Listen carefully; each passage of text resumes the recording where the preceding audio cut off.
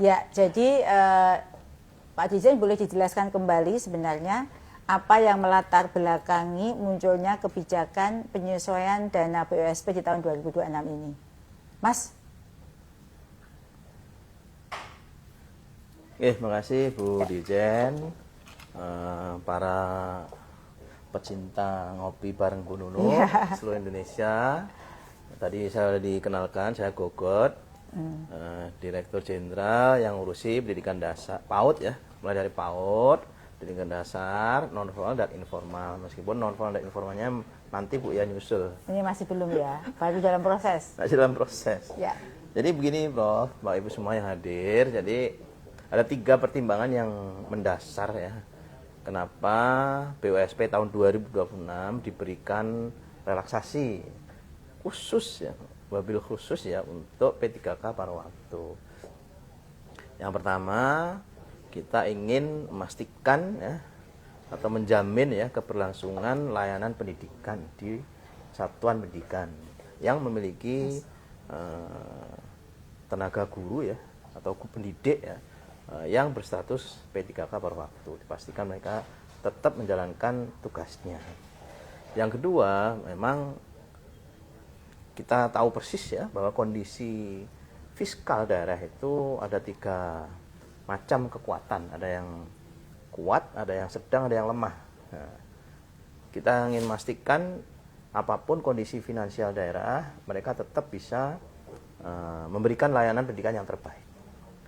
Itu yang kedua. Dan yang ketiga, tentu kita ingin memastikan juga hak-hak ya pendidik pada saat mereka beralih status, mereka tetap bisa dipenuhi gitu Bu Nunu. Ya. Baik, terima kasih Pak Dirjen. Jadi sebenarnya maksud diadakan relaksasi ini ya memastikan ya Pak Dirjen pelaksanaan pembelajaran terus berjalan dikarenakan memang guru-guru P3K paruh waktu tidak semua pemerintah daerah punya finansial yang cukup, sehingga mereka tetap dapat mendapatkan kesejahteraannya dengan relaksasi yang tadi sudah disampaikan. Kemudian dalam implementasinya Pak Dirjen, apa sih prinsip dasar yang tetap harus dijaga dalam pengelolaan dana BUSP ini, khususnya terkait penggunaan untuk pembayaran guru ASN P3K paruh waktu Pak Dirjen? Ya, ada 3 aspek yang harus kita perhatikan ya. Yang pertama, relaksasi ini berlaku di tahun berjalan. Jadi kalau Permen 8 2026 ya ini hanya berlaku untuk tahun 2026. Ya, jadi sementara ya sifatnya ya. Jadi sifatnya sementara. Maka dari itu surat edaran nomor 6 kita keluarkan setelah permennya keluar. Ya. Banyak yang nanya karena di tahun 2025 sudah kita berikan relaksasi, itu hanya di tahun berjalan, yaitu tahun 2025. Nah, pada saat harus 2026 ya kita harus mengeluarkan nunggu permen baru 2026, permen 8, dan surat edarannya pun juga surat edaran nomor 6 2026. Jadi harus disesuaikan tahunnya. Jadi yang prinsip pertama adalah relaksasi ini berlaku di tahun berjalan. Artinya terbatas. Kemudian yang kedua adalah bersyarat. Ya. Jadi by request Bu. Jadi tidak otomatis dengan surat edaran itu berlaku untuk semua satuan pendidikan. Tidak semua ya, tidak otomatis ya? Tidak otomatis. Nanti khawatirnya jadi pintu memasukkan data-data yang tidak sesuai dengan lapangan. Tadi kan di atas kan harusnya memang sesuai dengan kondisi kebutuhan real di satuan pendidikan. Jadi ini bersyarat. Syaratnya apa? Harus ada permintaan dari daerah yang menyatakan bahwa memang di satuan pendidikan di daerah itu memerlukan guru P3K paruh waktu. Jadi kita koordinasi dengan tempat Bu Nunu memastikan bahwa pendidik-pendidik P3K, guru-guru P3K paruh waktu ini yang memang berada di lapangan. Jadi syaratnya memang ada request dan ada kebutuhan real ya, yang ada di lapangan. Dan ketiga, dipastikan ada yang bertanggung jawab. Pada hari itu kita minta Bupati, Wali Kota, Gubernur melampirkan surat pertanggungjawaban mutlak ya SPTCM Bu. Memastikan bahwa memang yang dibutuhkan itu real di lapangan. Soalnya ada 2 lagi Bu yang kita ingin pastikan di surat edaran kita sebutkan ya, bahwa daerah itu di tahun berikutnya harus sudah mulai memikirkan kalau tidak dari BUSP dari mana. Gitu nanti harus dipertimbangkan oleh daerah keberlangsungan tahun berikutnya. Ya. Karena sifatnya ini hanya 1 tahun, ya, tahun.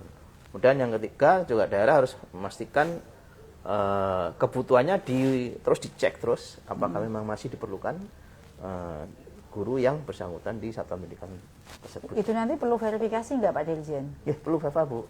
Kita harapkan teman-teman inspektorat ya memastikan memang ada audit Bu.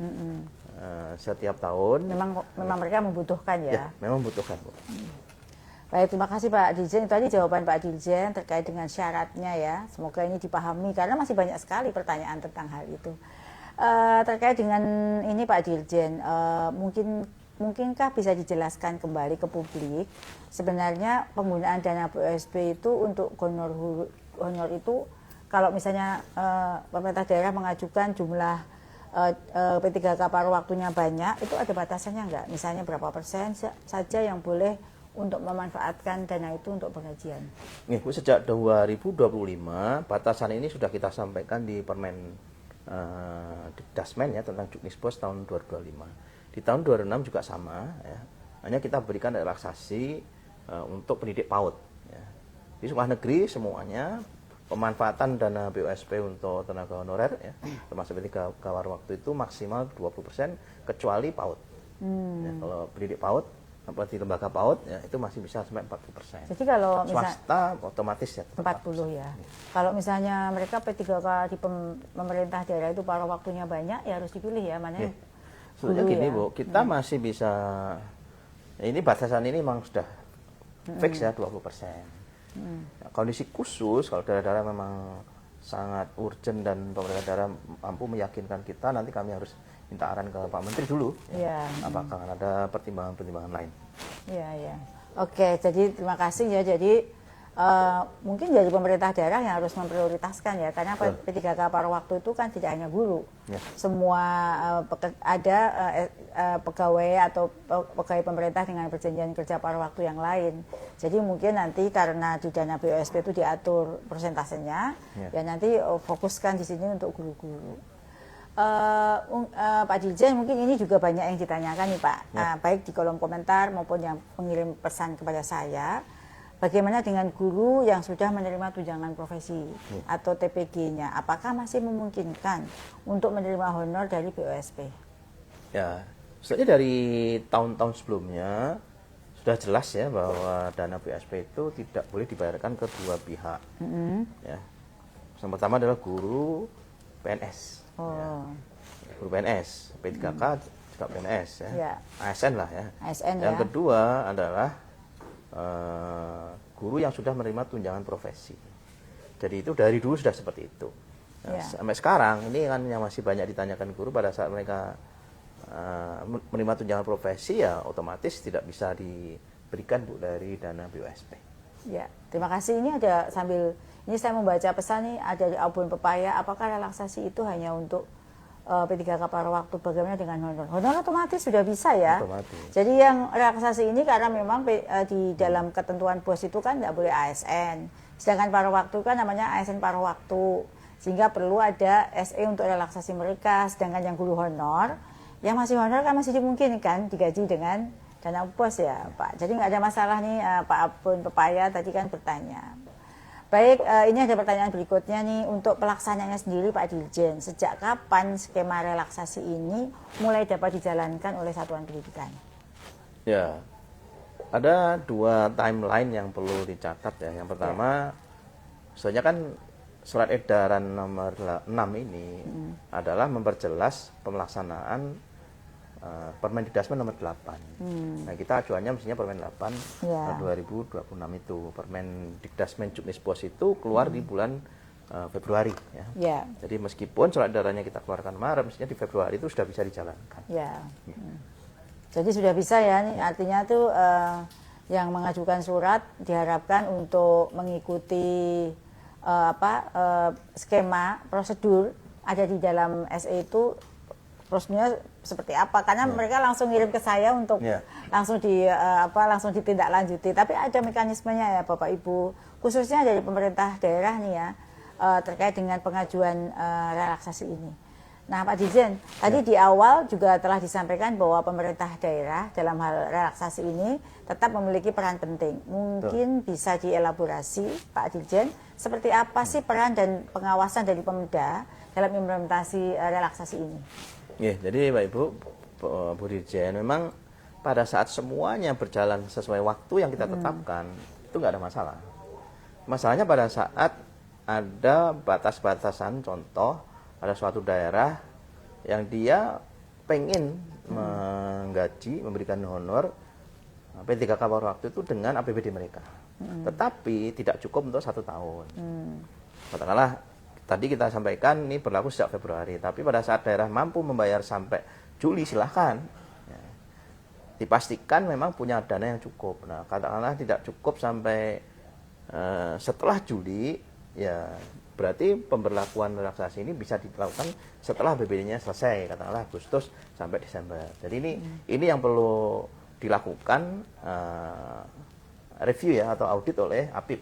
Jadi pada saat yang pertama tadi ya tugas APIP yang pertama adalah memastikan jumlah guru yang diperlukan, yang diusulkan untuk menerima honor P3K paruh waktu dari BUSP itu memang harus disetujui oleh APIP yang pertama. Yang kedua pada saat ada selisih waktu ya atau waktu yang berkesinambungan dengan APBD. Jadi ini bisa bersumber APBD, APBN digabungkan lah. Cut off-nya ini kita harus dapat persetujuan dari APIP ya di daerah masing-masing supaya tidak overlap. Nanti APBD ngeluarin, APBN ngeluarin kan repot auditnya. Jadi kalau bisa ya diselesaikan dulu APBD-nya baru nanti APBN gitu. Nah, ini juga perlu diaudit oleh APIP di setempat. Ya, jadi itu tadi ya Bapak Ibu bagaimana sinergi antara BPKAD dan APIP, Dinas Pendidikan, Bapeda agar terkelola dana BOS tadi terkelola dengan baik dan yang paling penting dapat dipertanggungjawabkan dan kita semua tidak mendapatkan masalah di kemudian hari ya Pak Dirjen. Nah, Bapak Ibu guru itu tadi jawaban dari Pak Dirjen dari pertanyaan umum. Setelah ini ada pertanyaan yang masuk baik melalui link Google Form maupun yang sudah menulis pertanyaannya di kolom chat ini. Dan Pak Dirjen, kita menyapa nih Pak, ada 600 lebih guru atau yang mengikuti live Instagram ini. Semoga semua bisa mengikuti sampai akhir sehingga dapat mendapatkan penjelasan yang komprehensif. Apalagi saat ini kita menghadirkan Pak Dirjen Gogot ya yang bertanggung jawab untuk P3K relaksasi untuk pembayaran P3K paruh waktu ini. Nah, ada pertanyaan Pak Dirjen. Ya. Pertanyaan pertama dari kita akan coba jawab, mungkin boleh panjang banget ya. Apa tuh? Pertanyaannya panjang banget. Iya.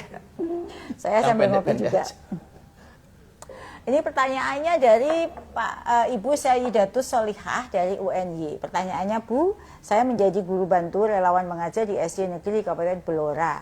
Berdasarkan data di Blora, memang kekurangan guru sehingga memang posisi guru kelas memang dibutuhkan. Saya sendiri sudah lulus PPG Prajabatan, namun belum terjaring P3K penuh waktu. Jadi penuh waktu maupun paruh waktu ya beliau. Belum penuh waktu juga belum paruh waktu. Apakah relawan mengajar ini bisa mendapatkan honor melalui BUSP? Apa perlu masuk Dapodik untuk mendapatkannya? Nyatanya di kabupaten saya tidak boleh masuk Dapodik meskipun sudah PPG Prajabatan, meskipun saat ini sedang kekurangan guru. Total semua guru kelas hingga mapel ada 1.000 lebih. Kiranya berkenan mohon untuk pencerahannya. Saya jawab dulu ya Pak Dirjen ya. Ya, persyaratan guru honor untuk dapat digaji melalui dana BUSP wajib terdaftar di Dapodik ya Pak Dirjen? Ya. Harus. Jadi kalau nggak ada di Dapodik nggak bisa? Nggak bisa. Jadi harus terdaftar di Dapodik ya Pak, Bu. Hal tersebut sesuai dengan juknis BUSP. Pemerintah daerah dapat mengajukan usulan formasi guru jika ada kekurangan guru ke Kemenpan RB sebagaimana SE Kemenpan RB nomor B/M.TSM.01/00/2026 untuk formasi CPNS.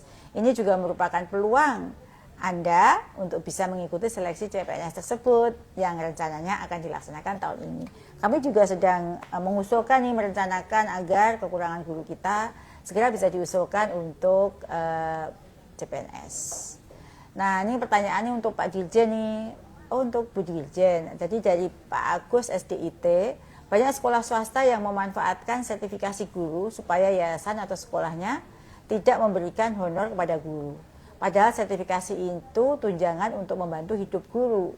Tapi yayasan banyak yang memanfaatkan hal ini. Tolong diberikan sanksi dan dicek ke semua sekolah swasta karena guru sekolah swasta nasibnya tidak jelas dan banyak dimanfaatkan oleh yayasan. Saya rasa mungkin ini kewenangan yayasan ya Pak Dirjen ya. Karena kebijakan manajemen di sekolah swasta merupakan kewenangan ketua yayasan penuh. Pemerintah juga telah mengeluarkan kebijakan dengan pemberian dana BSP untuk sekolah swasta bahkan sampai 40%. Salah satu penggunanya dapat juga untuk membayarkan honor bagi guru dan tendik yang ada di sekolah swasta selain untuk operasional sekolah. Ini untuk Pak Dirjen ada pertanyaan dari Pak Mujiono Tulang Bawang Barat. Jika daerah sudah mengajukan relaksasi, apakah semua pengajuan tersebut pasti disetujui dan apakah Pemda harus membuat edaran untuk pelaksanaannya? Bagaimana Pak Dirjen? Ya, skemanya pada saat ini sampai hari ini itu sudah masuk 53 kabupaten kota ya, yang mengusulkan relaksasi ya, 53 ya. Ini sudah kita selesaikan jawabannya. Tapi step berikutnya adalah memastikan sekolah memperbaiki RKAS-nya, Bu. Jadi RKAS-nya itu harus diperbaiki supaya pada saat nanti diaudit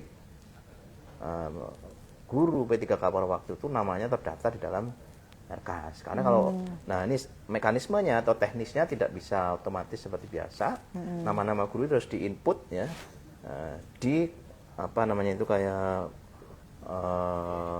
item atau output ya atau komponen ya, komponen honor itu diketik secara manual nama guru-guru yang P3K paruh waktu. Karena guru P3K paruh waktu di database-nya kan sudah keangkut di database PNS tuh. Terima kasih yang sudah subscribe. Bagi yang baru menemukan channel ini, like videonya, klik lonceng, dan hidupkan notifikasinya. Jangan lupa di subscribe. Jadi ini memang posisi P3K paruh waktu itu benar-benar ya kebijakan Sementara pemerintah memastikan bahwa meskipun P3K paruh waktu masih bisa menggunakan BSP itu benar-benar kebijakan yang luar biasa sehingga kita perlu strategi khusus. ya. Surat edaran khusus masuk ke aplikasinya RKAS juga khusus kita customize, nama-namanya harus dimasukkan di RKAS ya, di RKAS supaya nanti bisa dicek memang guru-guru itulah yang akan diberikan honor P3K paruh waktu. Jadi mekanismenya gitu. Nah, itu kebijakan pemerintah daerah masing-masing nanti usulan dari satuan pendidikan kan disetujui oleh Dinas Pendidikan. Dinas Pendidikan sudah punya aplikasi namanya Markas itu, manajemen Markas ya. Untuk menyetujui, mereview ya, harus review dulu. Jangan sampai ada penumpang-penumpang tambahan ya, atau nama-nama lain yang tidak punya dapodik dan tidak ada di satuan pendidikan, kemudian di entry. Ini yang beresiko tinggi, nanti bisa jadi temuan. Nah, tugas Dinas Pendidikan, tim operator di kabupaten kota melalui aplikasi Markas itu memastikan aja bahwa guru ini memang berada di satuan pendidikan itu, dicek dapodiknya kan sudah ada. Kalau udah oke ya tinggal disetujui, nah, nanti otomatis ke pusat. Kayak gitu tuh ada kayak juknisnya nggak Pak Dirjen? Wonten. Nah, di tahun 2025 sudah kita jelaskan detailnya. Karena tahun 2025 dulu kan agak rumit Bu ya. Iya, iya. Karena dulu itu di akhir tahun anggaran ya. Di tahun anggaran tapi juga di tengah-tengah tahun ajaran. Ini agak repot. Nah, tahun lalu sudah kita ajarkan step by stepnya, videonya juga ada, memastikan bagaimana melakukan perubahan RKAS ya untuk menampung komponen honor guru P3K paruh waktu itu di dalam aplikasi RKAS dan disetujui oleh Dinas Kabupaten Kota melalui aplikasi Markas. Juknis itu masih berlaku ya hingga saat ini? Masih. Nggak ada perubahan untuk ya? item aplikasinya masih. Ya, jadi Bapak, nah itu tadi untuk menambahkan, mungkin dipelajari juga ya juknis videonya gitu, jangan sampai sudah mengajukan tidak disetujui bukan karena masalah tidak disetujui tapi masalah teknis ya, non teknis yang harus Bapak Ibu pahami. Betul. Ini ada pertanyaan lagi dari demikian ya Mas ya, pertanyaan tadi sudah dijawab dengan lengkap bahkan ditambah ini penuh oleh Pak Dirjen. Ini ada pertanyaan dari Pak Pardede dari Kabupaten Toba. Pak Pardede apa kabar? Semoga sehat ya Pak. Pertanyaannya, setelah lulus PGSD dan PPG belum pernah menerima tunjangan sertifikasi. dengan gaji hanya 400.000 per bulan yang dibayarkan dari dana BUSP setiap 6 bulan sekali. Apakah wajar jika sebelumnya menjadi guru kelas, namun setelah lulus P3K dan ditempatkan di sekolah tercinta, justru harus mengajar PJOK? Nah, ini menarik sekali nih Pak Pardede permasalahannya. Terima kasih ya sudah menyampaikan permasalahan ini pada kami. Terima kasih juga atas informasinya. Jadi kemungkinan besar di sekolah Pak Pardede sudah kelebihan guru ya, sehingga Pak Pardede tidak mendapatkan jam sebagai guru kelas. Silakan nanti berkoordinasi kembali dengan Dinas Pendidikan setempat untuk dilakukan redistribusi guru ke sekolah lain, sehingga atau bahkan bisa ke sekolah swasta ya. Sekarang sudah ada Permendagri nomor 1 tahun 2025 bahwa redistribusi itu bisa dilakukan di sekolah swasta yang membutuhkan, karena banyak sekali ya sekolah swasta yang kekurangan guru. Yang mana di sini nanti dengan pindah di redistribusi itu, maka haknya Pak Pardede akan dapat dipenuhi, akan dapat mengajar secara linear. Bahkan dengan sertifikat yang dimiliki, Pak Pardede akan mendapat tunjangan sertifikasinya, akan mendapatkan gaji sebagai P3K, dan ini nanti akan menjadi hak Pak Pardede. Dengan catatan ya kalau memang berlebih guru di sana ya tidak mungkin mengajar, karena untuk mendapatkan sertifikasi juga ada syarat dan ketentuan gitu. Ini mungkin pertanyaannya buat Pak Dirjen ya, karena menyangkut bos ya. Pertanyaannya dari Pak Andrianto, SMP Negeri 1 Seputih Surabaya. Jika P3K paruh waktu sudah mendapatkan gaji dari daerah, namun masih jauh dari kelayakan, apakah masih bisa dianggarkan dari dana bos, Pak Dirjen? Nah, kemarin ada yang datang Bu, salah satu ini ya, mitra kita dari daerah. Mereka ingin memberikan honor P3K paruh waktu itu yang tinggi sekali. Iya. Kalau kita baca di surat edaran Mendagri, isinya kan yang pertama memang dia harus dibayarkan oleh APBD atau ya, dicarikan sumber lain lah yang sah.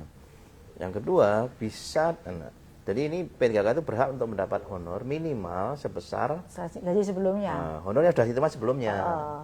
Nah, beliaunya ingin menaikkan, tapi APBD nggak ada. Saya bilang, nah kalau APBD-nya nggak ada kan jelas nggak mungkin dinaikkan. Ya, yang ada apa BUSP ya sebatas BUSP yang bisa digunakan. Jadi intinya jangan dicampur. Kalau memang daerah mampunya 5 bulan, ya 5 bulan itu daerah, nanti selebihnya yang 7 bulan dari BUSP. Gitu. Itu sangat memungkinkan. Tapi kalau ditumpuk, dicampur, tanggal 300 gitu agaknya susah. Ya. Coba dikonsultasikan dengan APIP, karena nanti kan semuanya akan diaudit masing-masing. Daerah akan mengaudit, pusat juga akan mengaudit. Supaya mudah audit, mendingan di cut off kapan APBD, kapan APBN. Gitu. Tapi besarannya ditentukan nggak sih Pak Dirjen? Misalnya sebulan tuh berapa ratus itu, apakah boleh seragam atau itu bagaimana penetapan besarannya? Ya, basis kita adalah kecukupan 20%. Oh, gitu maksimalnya. Ya. Maksimalnya 20%. Diserahkan ke Pemda ya? Minimalnya adalah honor yang sudah diterima sebelumnya. Jadi kalau misalnya sebelumnya dia sebagai guru honor terima 500, paling tidak menerima itu ya? Ya. Demikian Pak, jadi terkait dengan pertanyaan tadi ya dijawab ya. Kalau misalnya double supaya lebih banyak, Pemda mampunya 500, dicampur BUSP ditambahkan 500 berarti nggak bisa ya? Nah, nanti kesulitan tim auditnya ya. Kalau saya boleh menyarankan ya di batasannya aja di waktunya. Batasan bulan ya itu Pak ya, diatur waktunya gitu. Baik, terima kasih, itu pertanyaan jawabannya yang bagus sekali. Jadi kalau misalnya mau ngasih 1 juta, ya BUSP-nya berarti 6 bulan. Ya. Kemudian dana APBD-nya 6 bulan berikutnya, supaya pertanggungjawabannya atau APIP-nya itu mudah gitu ya. Ini pertanyaan berikutnya dari Bapak Hamzah Banzuri, SD Negeri WR Supratman, Pelabuhan Ratu, Sukabumi. Pak Hamzah, apa kabar Pak Hamzah? Sehat ya Pak? Pertanyaannya terkait dengan penggunaan dana BUSP, apakah ada aturan turunan yang lebih spesifik untuk menjamin honorario bagi kami yang berstatus P3K paruh waktu agar memiliki standar yang jelas di tiap daerah, khususnya bagi guru agama di tingkat sekolah dasar. Ini turunannya ada nggak Pak Dirjen? Turunnya di surat edaran itu. Oh gitu ya. Dan itu sebenarnya permen itu namanya juknis ya. Tapi sudah spesifik ya. Sudah spesifik sekali. Nah, jadi kalau mau melihat secara detail bagaimana proses, mekanisme, dan lain sebagainya di SE itu. Misalnya harus mengajukan, dilengkapi dengan apa, dan lain sebagainya. Itu sebenarnya turunannya itu yang surat edaran itu turunan dari Permendikbud sebelumnya nih Bapak Ibu. Sehingga bisa dibaca, dipelajari di situ. Ya, pertanyaan berikutnya dari Abrar untuk Pak Dirjen. BUSP bisa dipakai untuk paruh waktu ketika pemdanya mengajukan relaksasi dengan segala ketentuannya. Apabila tidak mengajukan, tidak bisa dipakai untuk tambahan honor P3K paruh waktu. Apakah seperti itu Pak Dirjen? Kalau tidak mengajukan ya, Ya kita sudah anggap kan, ya, cukup. Ya cukup. Berarti APBD-nya memiliki kondisi fiskal yang kuat ya, jadi bisa membayar ya dari APBD semua kebutuhan honorer P3K paruh waktu. Jadi kalau nggak mengajukan ya artinya cukup ya Pak Abrar. Ya, kalau misalnya tidak tahu bahwa ada skema penggajian menggunakan relaksasi, ini sekaligus forum ini sebagai sosialisasi. Tapi jika tidak mengajukan, ya dianggap mampu dengan. Yang paling penting jangan sampai daerah tidak paham kemudian memberhentikan. Ya. P3K paruh waktu. Itu ya. Karena alasan tidak memiliki fiskal. Nah gitu. Jadi tujuan relaksasi ini sebenarnya ya untuk memastikan tetap berjalan. Karena paruh waktu itu juga program pemerintah, maka dipastikan kesejahteraannya atau penggajiannya tetap berlangsung. Maka ada relaksasi ini ya dari Pak Menteri. Selanjutnya ada pertanyaan lagi nih Pak Dirjen terkait dengan TPG. Saya akan jawab. Ada banyak sih TPG ini, tadi saya lihat pertanyaannya banyak sekali. Ini terima kasih juga ya yang sudah bergabung hingga saat ini sudah 640.000 guru. Ada pertanyaan terkait dengan TPG banyak sekali. Saya akan jawab satu saja ini dari Pak Febi atau Bu Febi. Saya mau tanya untuk yang sudah PPG tapi jamnya tidak cukup 24 sehingga TPG tidak cair. Apakah dari dana BOS masih bisa membayar guru-guru yang tidak cair TPG dikarenakan jumlah jam tidak cukup? Mohon penjelasannya. Ya, kalau di juknisnya sudah dijelaskan ya, juknis TPG, bahwa prasyarat untuk mendapatkan TPG itu ia wajib mengajar 24 atau beban mengajar, bukan mengajar ya, beban mengajarnya itu 24. Tidak semuanya harus mengajar karena di Permendikbud beban mengajar yang baru itu cukup 16 untuk jam tatap muka, selebihnya bisa diisi oleh aktivitas lain yang ada di dalam lampiran Permendikbud tersebut dalam Kepmen. Nah itu sudah syarat, sehingga jika memang belum memenuhi tersebut ya tentu tidak bisa dicairkan tunjangan profesinya. Oleh karena itu perlu kreativitas nih Bapak Ibu. Kalau memang jamnya hanya 16 ya Bapak Ibu ikut pelatihan mandiri yang dapat dapat diakui sebagai penambahan jam mengajar, menjadi pengurus ormas di tingkat kabupaten, bisa juga menjadi guru wali dan bisa berbagai hal lain yang bisa untuk menambah pemenuhan beban mengajar 24 tadi. Gitu ya Bapak Ibu. Khususnya Pak Febi. Nah ini ada pertanyaan terakhir nih Pak Dirjen dari Pak Erwin Rosihan dari Dinas Pendidikan Kota Jambi. Pertanyaannya masalah kekurangan guru di Kota Jambi, bolehkah Satuan Pendidikan mengangkat tenaga kerja sukarela TKS itu? Mungkin ya saya artikan TKS itu tenaga kerja sukarela atau apa ya, yang sudah selesai PPG dan TKS tendik yang dibayarkan oleh dana BUSP dan diskresi dimasukkan ke dalam Dapodik. Nah ini pertanyaannya TKS itu mungkin saya artikan tenaga kerja sukarela saja ya, karena memang pertanyaannya Pak Erwin itu disingkat TKS. Nah kalau menurut pemahaman dengan pertanyaan Pak Erwin, maka berdasarkan Undang-Undang ASN saat ini Pemda dilarang untuk mengangkat nama apapun ya dengan sebutan honorer ya Pak Dirjen. Hanya boleh ASN dalam bidang apapun ya, bukan cuma guru ya, apapun tidak boleh lagi ada sebutan honorer. Oleh karena itu memang yang masih honor-honor ya saat ini belum bisa masuk atau masuk ke sekolah di luar pendataan yang sebelumnya itu tidak bisa masuk ke Dapodik. Jika di daerah masih terdapat kebutuhan, maka Pemda dapat mengajukan usulan formasi sesuai kebutuhan Kemenpan RB. Bersurat saja. Kami sebenarnya sudah merekap ya kebutuhan secara nasional itu berapa, tapi yang paling penting adalah usulan dari pemerintah daerah terkait dengan kebutuhan guru tersebut. Nah, bagi guru dan teknik di sekolah juga wajib terdaftar di Dapodik agar keberadaan guru dan teknik dapat diakui oleh pemerintah daerah. Kurang lebih itu tadi Bapak Ibu, tak terasa kita sudah cukup lama berdiskusi, meskipun tadi ada terlambat 10 menit dan ada 5 menit lain gangguan teknis. Semoga tidak mempengaruhi makna atau tujuan kita melakukan ngopi ngobrol pintar bareng Bu Nunu bersama Pak Dirjen Gogot sore hari ini. Dan saya sangat berterima kasih atas keterlibatan Bapak Ibu semua hingga sore ini masih bergabung 650-an guru ya. Terima kasih sudah meluangkan waktu untuk mengikuti ngopi sore hari ini. Dan seperti biasa di ngopi sore hari ini ada merchandise ya yang saya berikan kepada Bapak Ibu yang beruntung ya, sahabat GTK yang terpilih mendapatkan souvenir eksklusif live Instagram ngopi bareng Bu Nunu bersama saya seperti mug ini ya, dan juga kaos yang saya pakai ini.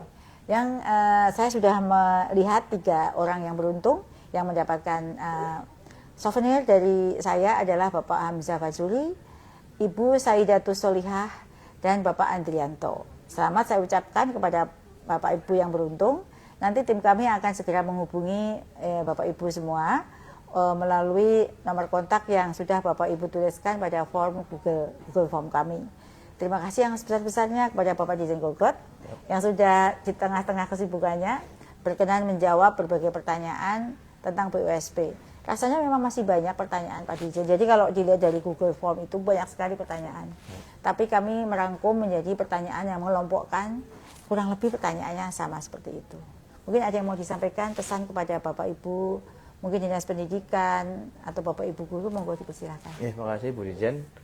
Closing statement Pak Ibu, terima kasih yang telah mengikuti ngopi bareng Bu Dirjen Nunu ya.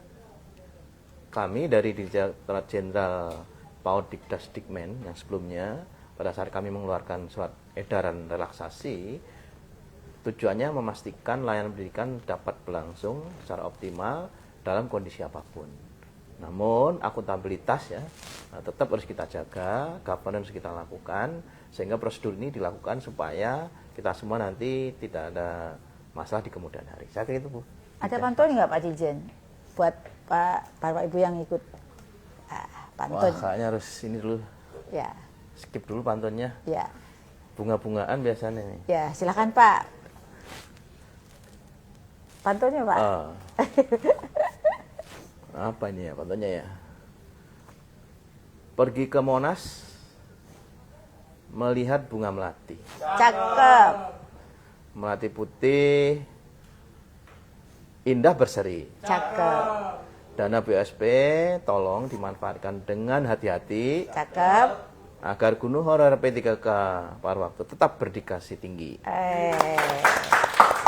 Keren sekali pantunnya Pak Dirjen, meskipun spontan. Saya juga ada pantun nih Pak Dirjen, nggak mau kalah.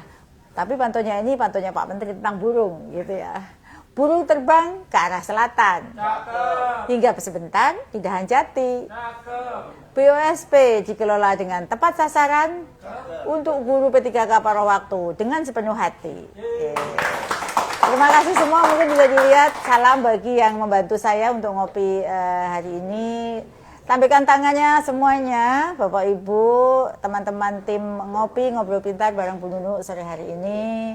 Terima kasih semuanya yang sudah membantu saya sehingga ngopi kita sore hari ini berjalan lancar. Terima kasih Bapak Ibu semuanya. Assalamualaikum warahmatullahi wabarakatuh. Waalaikumsalam warahmatullahi wabarakatuh.